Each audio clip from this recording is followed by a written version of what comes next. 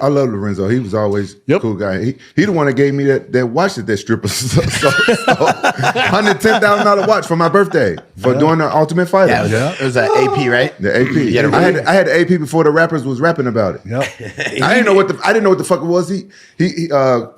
Me and Dana had got into it, so I didn't get a card that for that reality show. I think the one with Rashad Evans, and it was my birthday. And Lorenzo called me to a meeting. He said, "I know it's your birthday. He showed me a watch." I said, "What the fuck is this?" And it's shaped like an octagon. Yeah, I got the same watch. Yeah.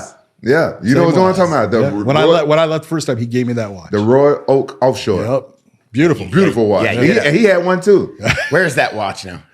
Yeah, it's on her wrist. She sold it to some rapper for $10,000. Just the front door. Yeah, he ended up finding it like a few weeks later. We never got it back. We never got it back.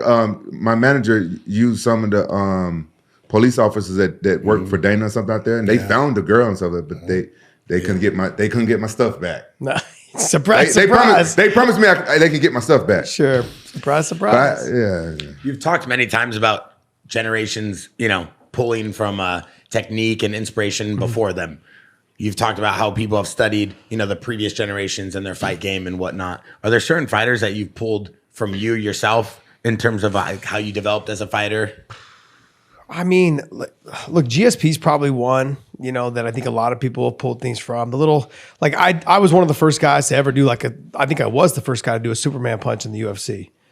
But GSP shortly after that started doing the Superman jab kind of thing. But it was one of those things where I saw what he was doing and I loved watching him fight. And a lot of what I did, he did a lot of lead leg head kicks off of his jab. And I kind of started copying it from there. He was one of those fighters that I felt like he exploited people for their weaknesses.